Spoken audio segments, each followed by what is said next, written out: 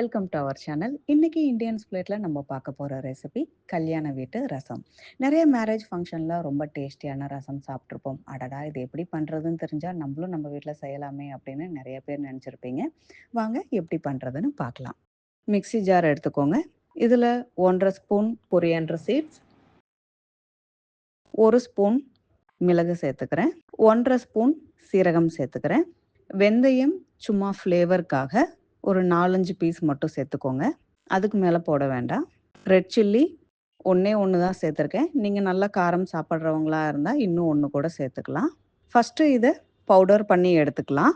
நான் 1க்கு 2ஆக தான் அரைச்சி எடுத்திருக்கேன். ரொம்ப நைஸாக அரைச்சிடாதீங்க. இப்போ இதில் 5 பூண்டு சேர்த்துக்கலாம். நான் பூண்டு தோல் உரித்து சேர்த்துருக்கேன். ஆனால் நீங்கள் பூண்டு தோலோடு சேர்த்திங்கன்னா இன்னும் நல்ல வாசனையாக இருக்கும். இப்போ இதை லைட்டாக ஒரு அடி அடித்து எடுத்துடலாம். ரசம்க்கான நம்மளோட மசால் ரெடி ஆயிடுச்சு. 1க்கு 2ஆக தான் அடிச்சிருக்கேன். உங்களுக்கு கண்ணில் பார்த்தாலே தெரியும். நல்லா கரகரப்பாக தான் இருக்கும். அப்போ தான் நம்மளுக்கு நல்லா வாசனையாக நல்லா டேஸ்ட்டாக இருக்கும். 2 தக்காளி வேக வச்சு தோல் உரித்து எடுத்து வச்சுருக்கேன். இப்போ இதையும் நான் லைட்டாக மிக்சியில் ஒரு அடி அடித்து எடுத்துக்கிறேன். இது நீங்கள் கையிலேயே அப்படியே கூட கரைச்சிடலாம். இது கொஞ்சம் சூடாக இருக்கிறதுனால இப்போ நான் மிக்சி யூஸ் பண்ணுறேன். புளி ஒரு சின்ன நெல்லிக்காய் சைஸ் புளி ஊற வச்சுருக்கேன். நீங்கள் இதை விட 2 மடங்கு புளி சேர்த்துக்கோங்க. ஏன்னா இன்றைக்கி நான் புளிப்பு ரொம்ப கம்மியாக சேர்த்துறேன். அதனால தான் நான் கொஞ்சமாக ஊற வச்சுருக்கேன். இப்போ நம்ம புளி கரைச்சி அதில் இருக்கிற சக்கையெல்லாம் வெளியே எடுத்தாச்சு. இப்போ இந்த புளி கரைசலில் நம்ம ஏற்கனவே அரைச்சி வச்சுருக்கிற தக்காளி இதில் சேர்த்துடலாம். நீங்கள் தக்காளி அரைக்காமல் அப்படியே சேர்க்குறீங்க அப்படின்னா இந்த புளி கரைசலில் நம்ம வேக வச்சு தோல் உரித்து வச்சுருக்கிற தக்காளியை இதில் சேர்த்து அப்படியே கையிலேயே கரைச்சி விட்டுருங்க. ஆக்சுவலி மிக்சியில் அரைக்கிறத விட கையில் கரைச்சாதான் இன்னும் டேஸ்ட்டாக இருக்கும். இப்போ இந்த மிக்ஸி ஜார்லேயே நான் இன்னும் கொஞ்சம் தண்ணி சேர்த்து இதில் கலந்து விட்டுடுறேன். இப்போ இதில் கொஞ்சமாக கொத்தமல்லி இலை சேர்த்துக்கிறேன். கொத்தமல்லி இலை சேர்த்துட்டு லைட்டாக அதை கையில் பிழிஞ்ச மாதிரி இப்படி நல்லா கசக்கி விடுங்க அந்த தண்ணியிலேயே. அப்போ தான் அந்த ஃப்ளேவர் நல்லா இறங்கி நல்லா வாசனையாக இருக்கும், டேஸ்ட்டாகவும் இருக்கும். இப்போ இதில் 1 ஸ்பூன் உப்பு, 1/2 ஸ்பூன் மஞ்சத்தூள், கொஞ்சமாக 1/4 ஸ்பூன் பெருங்காயத்தூள் சேர்த்துக்கிறேன். இப்போ இதை நல்லா மிக்ஸ் பண்ணி விட்டுக்கலாம். இப்போ நம்ம இதை தாளிச்சிடலாம். தாளிக்க ஒரு ட்ரை பேன் எடுத்துக்கோங்க. பேன் நல்லா ஹீட் ஆன உடனே 1 டேபிள் ஸ்பூன் ஆயில் சேர்த்துக்கிறேன்.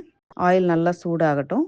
ஆயில் சூடான உடனே 1/2 ஸ்பூன் கடுகு சேர்த்துக்கிறேன். கடுகு நல்லா பொரிஞ்சு வரட்டும். இப்போ இது கடுகு நல்லா பொரிஞ்சு வந்த உடனே இதில் 2 வரமிளகாய் கிள்ளி போட்டிருக்கேன். 2 பச்சை மிளகாய் அதை லைட்டாக கீறி விட்டு போட்டிருக்கேன். இதை நல்லா ஒரு மிக்ஸ் பண்ணிவிடுங்க. இப்போ இதில் கருவேப்பில் சேர்த்து கருவேப்பில் நல்லா பொரிஞ்சு வரட்டும். இப்போ கருவேப்பில் நல்லா பொரிஞ்சு வந்துடுச்சு. இப்போ இதில் நம்ம அரைச்சி வச்சிருக்கிற அந்த மசாலாவை சேர்த்துடலாம். மசாலா சேர்த்ததுக்கப்புறம் ரொம்ப நேரம் வதக்கக்கூடாது. கரெக்டாக ஒரு 5 to 10 செகண்ட்ஸ் தான். நீங்கள் ஃபஸ்ட் டைம் குக் பண்ணுறீங்கன்னா அதை கவுண்ட் கூட பண்ணிக்கோங்க. 1 2 3 4ன்னு ஒரு 5 கவுண்ட் பண்ணிக்கோங்க. 5 to 10 கவுண்ட்டுக்கு மேலே அது போகக்கூடாது. ஏன்னா அந்த மசாலா ரொம்ப ஃப்ரை ஆகிடுச்சுன்னா டேஸ்ட் நல்லா இருக்காது. இப்போ நம்ம லைட்டாக வதக்கி விட்டாச்சு. இப்போ இதில் ஏற்கனவே கரைச்சி வச்சிருக்கிற புளி கரைசல் இதில் சேர்த்துடலாம். அந்த பாத்திரத்துலேயே லேசாக தண்ணி விட்டு அதையும் இதில் ஆட் பண்ணிக்கிறேன். அவ்வளோதான். இதுக்கப்புறம் நீங்கள் ரசம் மிக்ஸ் பண்ண வேண்டாம். அதை அப்படியே விட்டுருங்க. ரசம் ரொம்ப கொதிச்சிடக்கூடாது. இது இப்போ தான் உள்ள லைட்டாக கொதிக்க ஆரம்பிச்சிருக்கு. இப்போ இந்த நுரையெல்லாம் லேசாக விலகி அந்த கொதிக்கிறது நம்மளுக்கு மேலே தெரிய ஆரம்பிக்கும். அதுதான் நம்ம ஆஃப் பண்ணுறதுக்கான கரெக்டான ஸ்டேஜ். இப்போ உங்களுக்கு வித்தியாசம் தெரியுதா? இந்த நுரையெல்லாம் ஒரு சைடு லேசாக விலக ஆரம்பிச்சு லைட்டாக கொதிச்சிருக்கு. இம்மீடியட்டாக கேஸ் ஸ்டவ் ஆஃப் பண்ணிடுங்க. இதுக்கப்புறம் அது 1 செகண்ட் கூட கொதிக்கக்கூடாது. அவ்வளோதான். இதை நம்ம மிக்ஸ் பண்ண வேண்டாம். எதுவுமே பண்ண வேண்டாம். இதை அப்படியே விட்டுருங்க. உங்களோட சர்விங் பவுலில் இதை அப்படியே மாற்றி வச்சுக்கோங்க. சுவையான நல்ல மணமான கல்யாண வீட்டு ரசம் ரெடி. நீங்களும் இதை உங்கள் வீட்டில் ட்ரை பண்ணிவிட்டு எப்படி இருக்குது அப்படிங்கிற உங்களோட ஃபீட்பேக் எங்களுக்கு கமெண்ட்ஸில் கொடுங்க. மீண்டும் உங்கள் எல்லாரையும் அடுத்த வீடியோவில் சந்திக்கிறேன். நன்றி, வணக்கம்.